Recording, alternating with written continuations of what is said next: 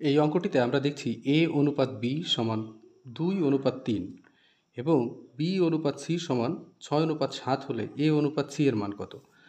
তাহলে আমরা জানি এটা একটা ক্রমিক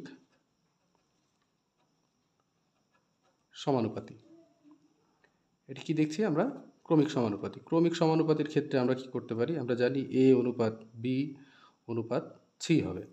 এক্ষেত্রে b এর মান এখানে কত দেওয়া আছে? 3 এবং এখানে b এর মান দেওয়া আছে 6। তাহলে আমাদের কি করতে হবে? a অনুপাত b সমান দেওয়া আছে 2:3, আবার b অনুপাত c সমান দেওয়া আছে 6:7।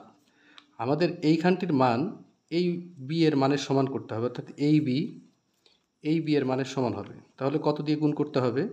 গুণ করতে হবে, এটাকে 6 করতে হলে গুণ করতে হবে 2 দিয়ে, তখন হচ্ছে 4:6। তাহলে আমরা দেখতে পাচ্ছি a অনুপাত b এর মান এই প্রথমটির ক্ষেত্রে কি হচ্ছে? 4:6, আর পরে b এর অনুপাত এই যে 6:7। সুতরাং a অনুপাত c সমান মান আসবে কত? 4:7। এটি সঠিক উত্তর।